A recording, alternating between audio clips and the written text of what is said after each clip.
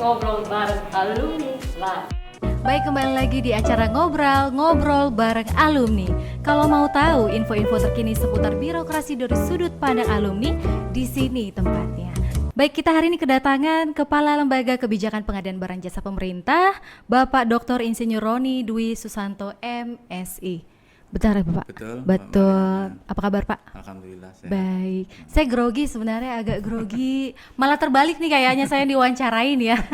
Baik Bapak, saya dikasih tema terkait pengadaan barang dan jasa dan pencegahan korupsi.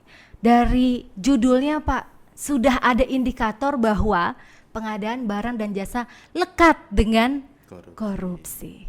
Itu maksudnya gimana Pak? Maksudnya satu, nilai pengadaan barang dan jasa itu sangat besar dalam APBN kita. Oke. Hampir 53% Baik. APBN dan APBD kita itu untuk pengadaan barang dan jasa. Oke. Sekitar 1.200 triliun lah untuk tahun 2021. 1.200 triliun hanya untuk 2021. Oke. Sementara proses pengadaan barang dan jasa itu kan prinsipnya efisien, efektif, transparan, adil, bersaing, terbuka, terakhir akuntabel. Ya. Dan di situ ada etika pengadaan. Ternyata yang ditangani oleh aparat penegak hukum khususnya KPK, nomor 1 suap. Suap itu hampir 70%, nomor 2 itu adalah terkait dengan pengadaan barang jasa. Ternyata suapnya juga ada yang terkait dengan pengadaan barang jasa. Ya. Jadi kalau mau menangkan perusahaan X, tolong kamu mau ngasih saya berapa? Ya. Atau saya harus didorong sebagai pokja atau sebagai pengguna anggaran. Ya. Artinya ada proses suap, ada proses di PBJ-nya sendiri terkait dengan kualitas dan sebagainya. Sehingga kenapa lekat antara pengadaan barang jasa dengan metode pemilihan yang dibuat sesimpel apapun dalam kondisi COVID, kami bikin namanya pengadaan dalam kondisi darurat. Itu kalau mau pesan nggak perlu tender, langsung aja kontak penyedianya, tolong ya saya sediakan barang ini karena ini penting, kalau barang ini nggak ada masyarakat ada yang nanti meninggal, harganya berapapun saya beli. Oke. Nah nanti baru dicek, ternyata itu ada juga yang main pada saat kondisi bencana atau darurat itu masih gitu terjadi. Sehingga makanya hukumannya dalam KPK itu kan undang-undang tindak pidana korupsi, apabila dalam kondisi darurat salah satunya selain masalah krisis, hukuman mati atau pidana seumur hidup. Udah seperti itu hukumannya pun masih tidak ada yang takut.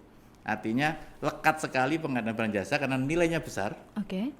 Di swasta pun banyak orang kaya kalau dia di bagian logistik kan. Sehingga teman SMA saya, enak dong lo sekarang jadi kepala pengadaan seluruh Indonesia. Lo kira ini kayak pabrik. Gue tanggung jawabnya di kebijakan, bukan di ngadainya. Ngadainya kan tetap di kementerian lembaga. Bukan di bentuk fisiknya gitu ya Pak, tapi kebijakan terkait barang dan jasa. Kebijakan, strategi, terus kemudian terkait dengan bagaimana mempermudah proses BPJ-nya. Itu tugas LKPP-nya. Lekat dengan pengadaan, dengan korupsi, ya karena korupsinya, karena pengadaan itu ngadain sesuatu kayak gampangnya lah, tolong belikan saya sendal gitu ya, harganya 2.000, dibelinya 1.820, ya buat kamu deh 20-nya. 200. Padahal 200-nya buat kamu deh. Ya, karena 180-nya buat saya. Okay. 20-nya buat yang beli, 180-nya buat yang nyuruh. Sandalnya buat bosnya. Harganya bikin aja kwitansinya nanti 2.000 harganya. Permainan belakang seperti gitu ya, itu Pak? Hal yang seolah-olah wajar dalam kondisi sehari-hari dan dipraktekkan di pemerintahan. Oke, baik. Itu bahayanya. Oke, baik. Selain itu Pak, lebih dalam nih, kira-kira sumber-sumber apa sih Pak yang sangat potensial itu untuk dikorupsikan? Sumber-sumber apa saja? Sumber pendanaannya jelas APBN, APBD. Oke. Yang dikorupsikan dari pengadaan itu pasti APBN, APBD. Tapi kalau korupsi itu bisa saja sumbernya dari revenue.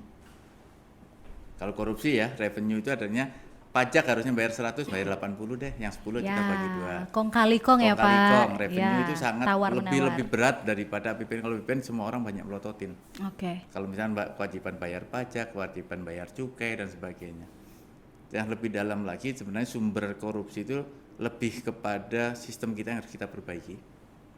Maksudnya Pak, sistem seperti apa nih? Sebelumnya kalau perlu diperbaiki berarti ada sistem yang belum sempurna. Sistem pengadaan aja saya bicara tentang sistem pengadaan. Kenapa perlu diperbaiki? Sistem pengadaan itu dengan tender sudah kasarnya rumit, kita bikin transparan. Ternyata mereka bisa transparan loh, tapi dengan udah diatur di e-katalog dan sebagainya dengan gitu ya. Dengan bela pengadaan.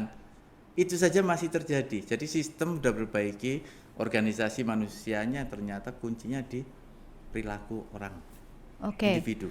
LKPP itu kan lembaganya Pak, barang dan jasanya. Tadi saya garis bawahi maksudnya individunya gitu.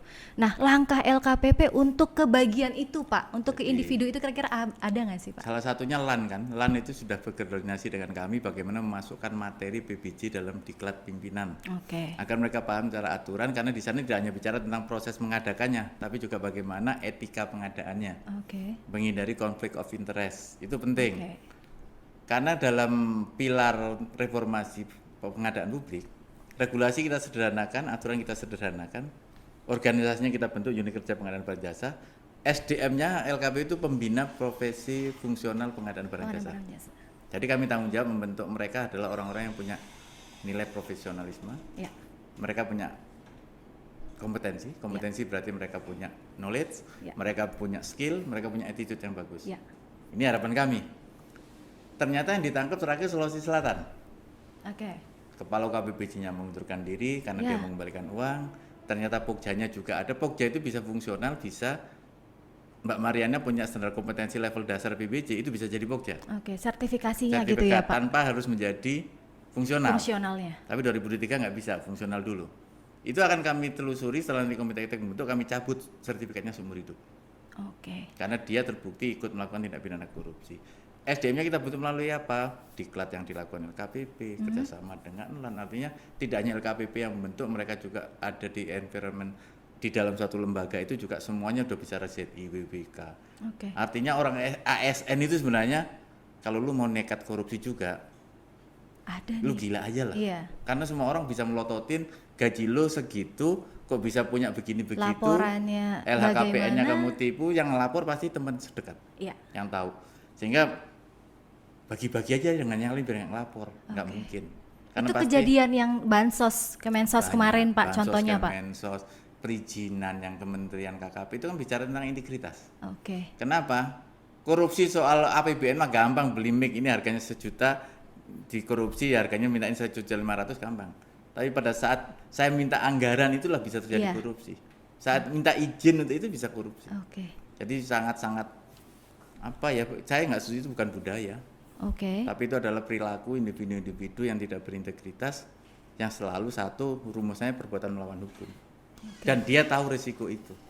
Pak, sebelum ke arah sana nih, saya kebetulan kemarin searching sedikit, riset sedikit sih Pak tentang PPK seperti itu. Pejabat penikmat komitmen apa pembuat? Saya mau bilang yang A tapi kok ya kenyataannya begitu ya Pak gitu ya.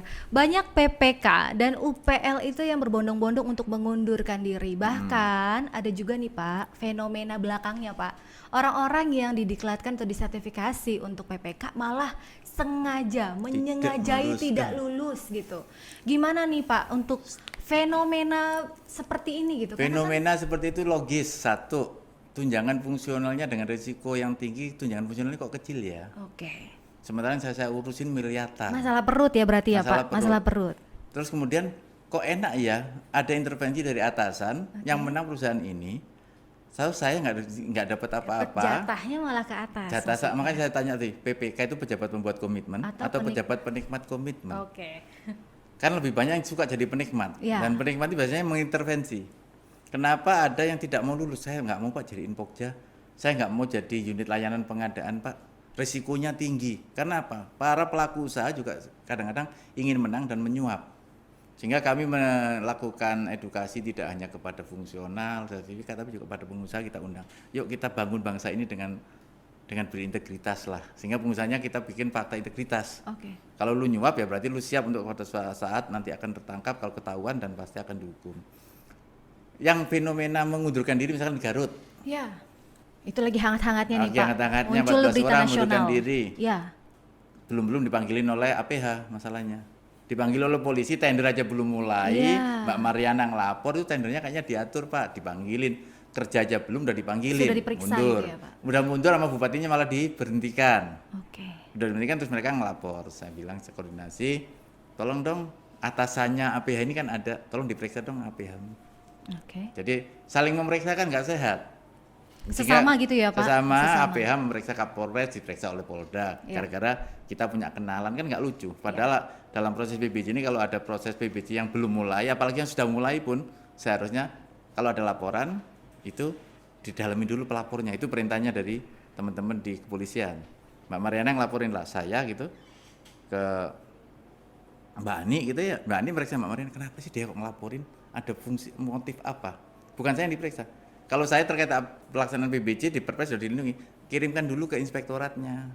Kalau ada perbuatan tindakan melawan hukum, inspektoratnya wajib lapor ke APH. Kalau enggak, dia termasuk bagian pembiaran. Tapi bagaimana memutus rantai yang sudah berlanjut dan berlangsung ada gitu? Salah Pak? satunya sistem. Jadi kita bikin transparan, terbuka. Misalkan Mbak Mariana perlu sepatu itu ya, yang memang mereknya tertentu, tapi nggak usah nyebut-nyebut merek, tapi spesifikasinya jangan ditambahin spesifikasi hanya perusahaan itu aja yang bisa menyediakan. Padahal perusahaan lain juga bisa loh harusnya, tapi kalau ditambahin ada gambar X-nya gitu, oh berarti ada perusahaan ini.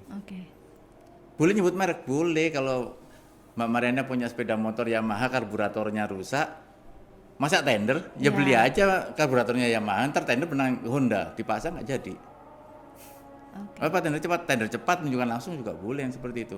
Jadi mekanismenya cukup banyak, tergantung niat kita mau ikut-ikutan enggak. Tapi saya sampaikan kepada Presiden, kalau LKPP bisa menghemat suatu anggaran sampai 60% dengan proses tender, proses penunjukan langsung atau apapun, bukan LKPP hebat.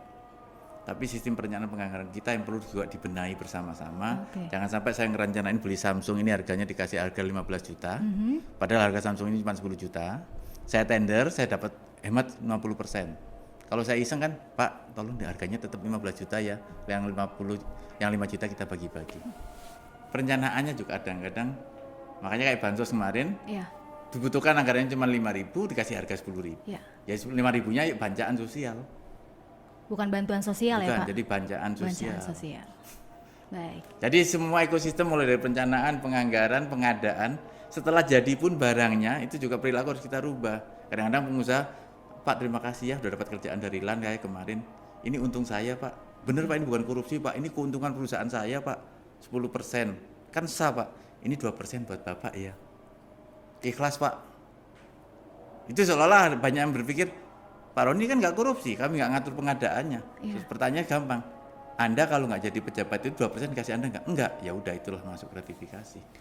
Ini kan masih dalam taraf seperti imbauan dari Bapak ya. Ya kita harus masing-masing tahu gitu bagaimana fenomenanya.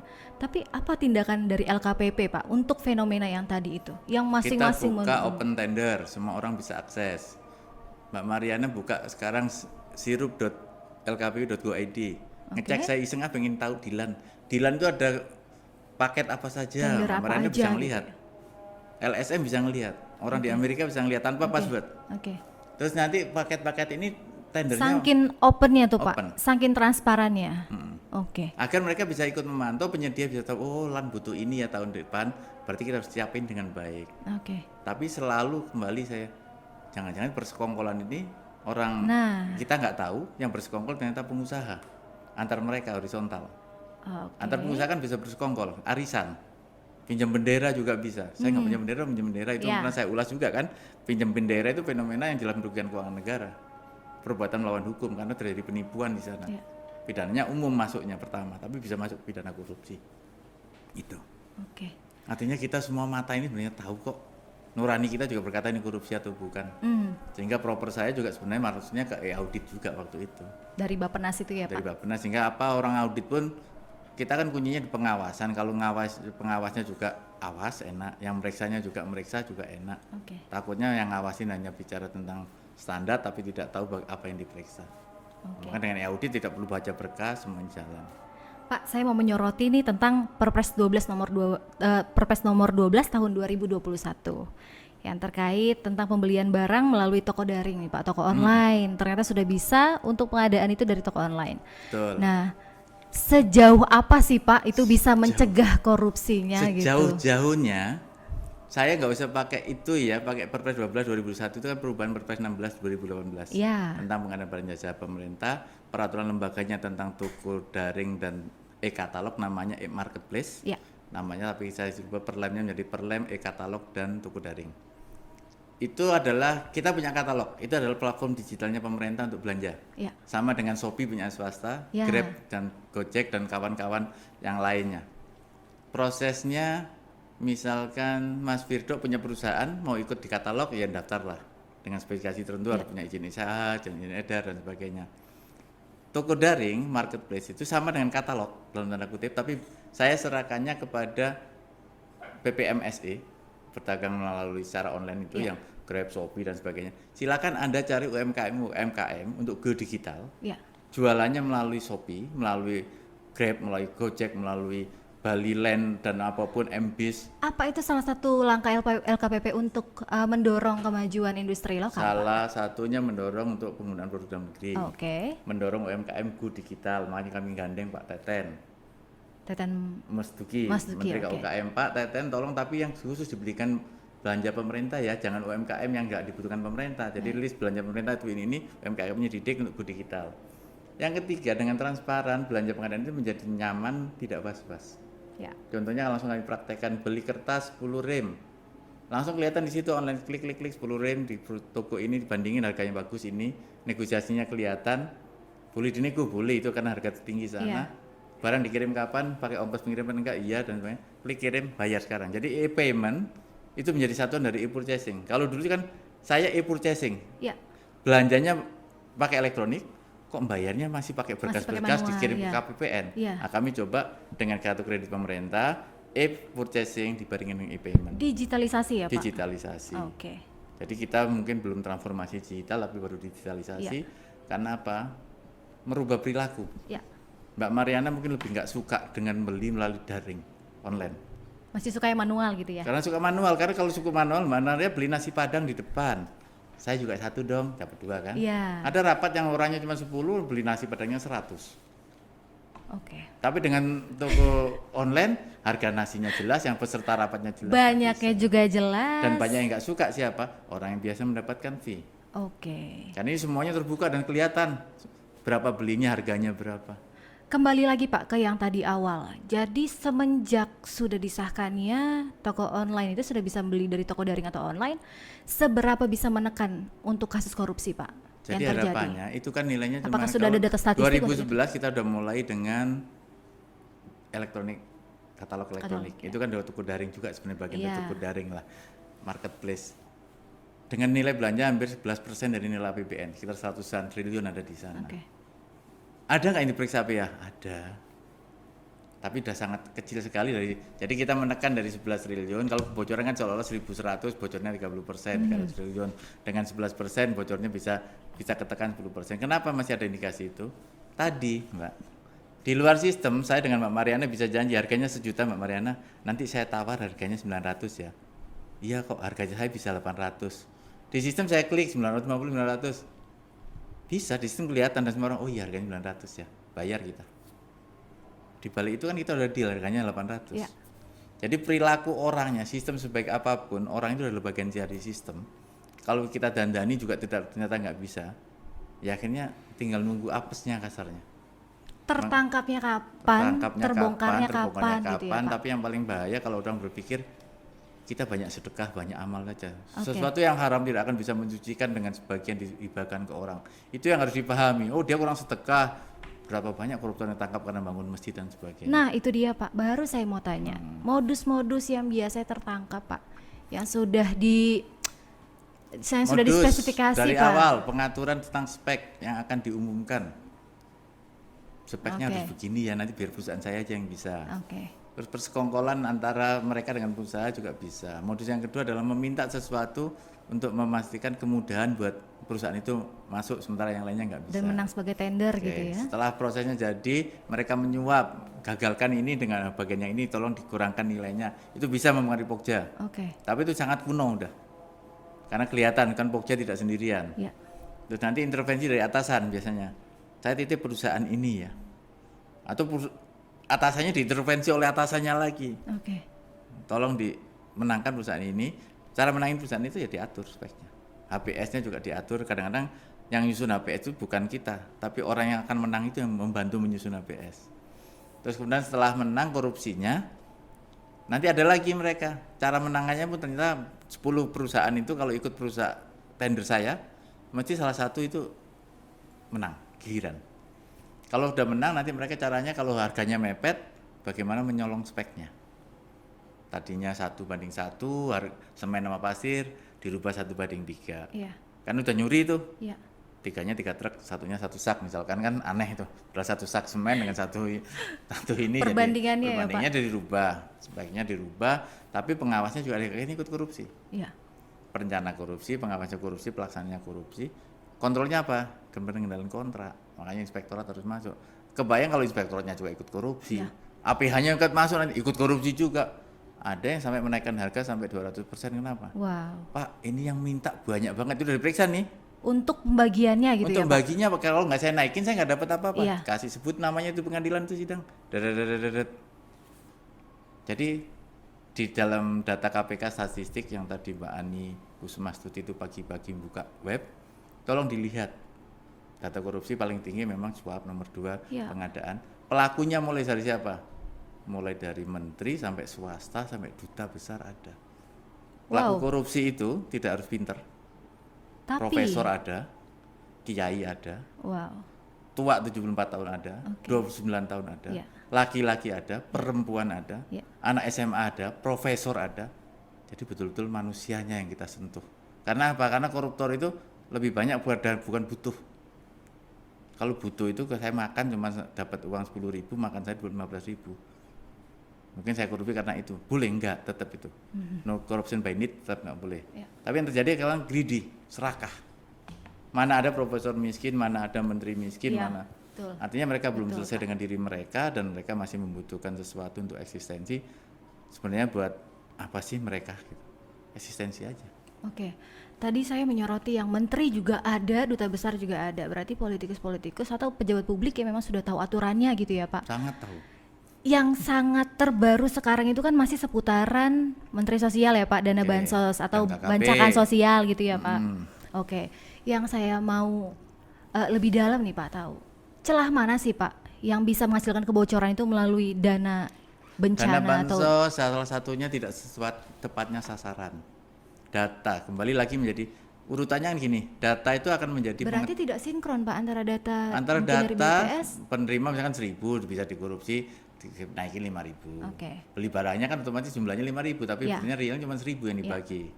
Data itu menjadi pengetahuan menjadi informasi kebijakan. Datanya salah, pengetahuannya salah, datanya salah, informasinya salah. Kebijakannya pasti salah. Caranya adalah ada harga tapi speknya diturunin. Beli merek X ternyata nggak dikasih tahu harus X, belinya yang lebih jelek deh Z. Tapi harganya segitu. Berarti kan ada komoditinya sama beras. Ya. Beras kan ada macam-macam. Ya. Indomie ada yang harga 1.000 sampai 3.000 juga ada. Mie instan, Pak, Mie mungkin instan. maksudnya ya, Pak. Oke. Bukan mie saya ya. Kalau saya dikasih uang 3.000 terus nggak dikasih Mbak Marena, Ron ini uang 3.000 ya, tolong beliin mie. Saya bisa beli-beli yang mana aja. Saya beli yang 1.000. Iya. Toh jadi mie. Iya Ron, aku tahu kamu yang 1.000 kan, yang 2.000 kita bagi yuk. Oke. Itu terjadi. Jadi kong kali kongnya itu ya, Pak. Kong kali kongnya Kong seperti kali kongnya itu sehingga ada yang ditawarin, gue punya bisnis ini, ada yang jujur, gue nggak mau deh. Itu bohongin saya dan bohongin rakyat. Terjadi. Termasuk alat kesehatan juga terjadi. Yang sebelum-sebelumnya gitu ya, Pak ya. Ya kayak dulu ingat kita zaman vaksin flu burung. Oh iya. Nah, itu kan ada oke. menteri yang masuk Iya, dan sebagainya. iya. Makanya vaksin ini juga saya ingatkan Pak Menteri Kesehatan, Pak Menteri kalau beli vaksinnya semua dunia bisa tahu. Tapi pada saat proses vaksinasi mulai keluar dari Bio Farma untuk ngepak vaksinnya saja perlu pengadaan. Iya, betul. Beli botolnya perlu pengadaan. Betul. Alat suntiknya perlu pengadaan. Betul. Training untuk tenaga kesehatan perlu Pengadaan pengadaan. juga. Buku penunjuknya perlu pengadaan. Bikin sistem informasi vaksinasi perlu pengadaan. Itulah yang bisa dikorupsi oleh kita. Yang tidak dunia lain mesti beda. Saya ingetin di situ. Oke. Gitu. Itu kebocorannya ya, Pak. Oke. Mungkin ini terakhir nih, Pak, pertanyaannya. Langkah strategis LKPP Langkah strategis LKPP untuk mencegah korupsi ini loh, Pak. untuk mencegah korupsi salah Iya. satunya adalah gerakan lawan korupsi. Bentuknya apa tuh, Pak, Bentuknya gerakan apa? lawan Adalah korupsi? kita melakukan adalah reformasi procurement public procurement, artinya kita melakukan reformasi dari 4 pilar. Regulasinya kita bikin jangan repot-repot deh, kita simpelkan Perpres 16 jadi Perpres 12. Kalau tadinya daftar katanya perusahaan tertentu saja, kita mudahkan, tidak perlu 2 tahun. Misalkan si A punya perusahaan baru, sekarang mau masuk si B, nggak bisa Pak karena katalog 2 tahun lagi saya buka sepanjang waktu. Jadi semakin banyak produk, semakin banyak penyedia. Terus kemudian market operasinya kita pakai sistem deh, biar termonitor. Jangan sampai ada, Pak Roni ini udah di meja Bapak, kok belum tanda tangan kan katalog. Di monitor kelihatan sekarang, saya minta tracking. Oh mandangnya dari eselon 3 saya. Kalau eselon 3 saya, kok lama ya nggak mau turun-turun, kenapa ini nggak turun-turun? Mereka boleh melapor. Karena jangan sampai muncul, di mejanya Pak Roni itu kalau mau ditaruh di urutan atas bayar 1 juta. Itu maksudnya bisa diakses oleh publik, Pak? Bisa diakses oleh publik. Oh, okay. Tanpa jadi, username, tanpa password? Kalau itu harus punya akun, karena Mbak Mariana kan daftar. Tapi kalau yang sirup tadi, sistem yang lain, sistem rencana pengadaan bisa diakses, SPSE-nya bisa diakses, Mbak Mariana bisa ngelihat punyanya LAN, punyanya LKPP juga bisa. Setelah itu kita perbaiki SDM-nya. Manusia-manusianya ini tanggung jawab, makanya SDM PBJ itu di Perpres 12 berubah, tidak hanya fungsional PBJ, tetapi juga yang pembuat kebijakan LKPP, terus kemudian pelaku lainnya itu ada PA, KPA, ada pemberi keterangan ahli, itu juga kita bangun, dan mereka harus punya badan kan, unit kerjanya. Jadi organisasinya juga harus kita bentuk. Setelah itu bicara tentang transparansi. Pemberi keterangan ahli, tapi banyak orang yang menolak juga Pak untuk karena jadi pemberi keterangan ahli. Ada ahli pemberi keterangan. Jadi ada yang tergantung kamu pesennya apa, nanti saya kasih keterangan ahli yang bener-bener yang paham nih di bidang pengadaan barang dan jasa. Jadi ada yang saksi ahli, ada ahli yang bersaksi. Saksi, ya betul. Itu kan Pak. beda. Betul, beda sangat beda. Saya pesan Mbak Mariana, tolong ya saya nanti kamu jadi ahli yang bersaksi ya. Berarti ahli yang bersaksi apa pesanan Mbak Mariana itu akan saya sampaikan. Bapak maunya apa nanti saya bicara apa. Beda dengan saksi ahli, sehingga pada saat di sidang kalau pengacaranya bagus dan saksi ahli pasti biasanya nulis buku kan. Iya. Bapak di buku ngomongnya gini kok sekarang di sini ngomongnya gini, Bapak mau pakai yang mana? Insya Allah mereka akan balik ke buku. Jadi ada saksi ahli, ada ahli yang bersaksi. Dan apakah kasus untuk PKA itu sudah sama Pak seperti PPK sama, sekarang? Ada juga yang pemberi keterangan ahli yang dididik LKPP memberikan kesaksian keterangan ahlinya sesuai dengan pesanan yang pesan. Tapi kan kredibilitas dia yang hilang. Ahli itu kan tidak bisa dituntut menjadi terdakwa karena dia memberikan pendapat, terserah hakim mau pakai atau tidak.